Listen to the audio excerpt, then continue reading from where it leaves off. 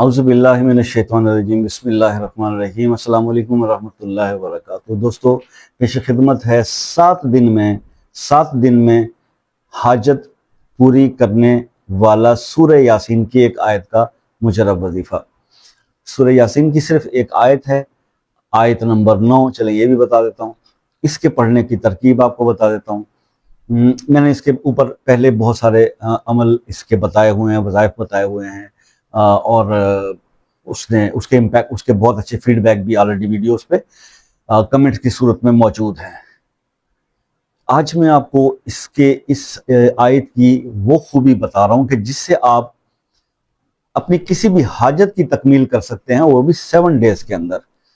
ٹھیک ہے، اچھا اب میں اس کو آپ کو پڑھنے کی ترکیب اور سارا کچھ بتانے لگا ہوں، لیکن اس کو بے شک آپ نوٹ ڈاؤن کر لیجئے۔ آیت نمبر 9 کوئی اسکرین شاٹ نہیں دوں گا، ٹھیک ہے، کیونکہ آپ لوگوں نے بھی میرے ساتھ کوپریٹ نہیں کیا۔ میں اچھی خاصی بات کرتا تھا 5-10 منٹ کی کوئی اچھی نصیحت والی، آپ نے کہا نہیں جی نہیں، شور مچا دیا، ٹھیک ہے جی ویڈیو مختصر کر دیا۔ میرے پاس اتنا ٹائم نہیں ہے نہ کہ اتنا کہ میں کسی کو ہائر کروں اور اسکرین شاٹ بنائے ایڈیٹنگ کرے، ایسا نہیں ہوگا۔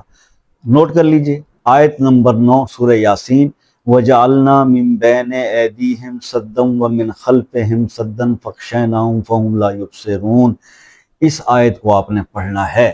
7 دن کس ترتیب سے پڑھنا ہے، اور بہتر یہ ہے کہ جب بھی اس عمل کو شروع کریں تو آپ اس کو جمعرات سے شروع کریں۔ تو آپ نے کرنا یہ ہے کہ ہر نماز کے بعد اس کی ایک تسبیح پڑھنی ہے۔ پہلے 3 بار درود ابراہیمی پڑھیں گے، اس کے بعد 100 بار یہ پڑھیں گے سورہ یاسین کی آیت نمبر 9، اس کے بعد پھر 3 بار درود شریف پڑھیں گے، اور 7 دن تک یہ آپ نے اس کو کنٹینیوس کرنا ہے۔ جو بھی حاجت آپ کے ذہن میں ہے اس کے لیے دعا کریں گے۔ انشاءاللہ آپ دیکھیں گے کہ وہ مسئلہ جو اب تک بہت سارے اور بھی عمل بتایا آپ کو، ہاں اگر کوئی شخص اس آیت کو اس ترتیب کے علاوہ دوسری ترتیب سے پڑھنا چاہے تو وہ ترتیب یہ ہے کہ اپنی کسی حاجت کے لیے وہ اپنے نام کے عدد نکال لے اور ان عدد کے مطابق اتنی تعداد میں اس آیت کو پڑھے 7 دن، تو بھی اس کا کام ہو جائے گا۔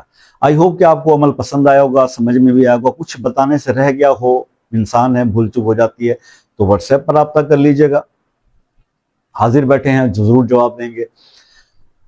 اور باقی اگر سمجھ میں آ گیا تو کر کے پھر کمنٹس میں اس کا فیڈ بیک ضرور دیجیے گا۔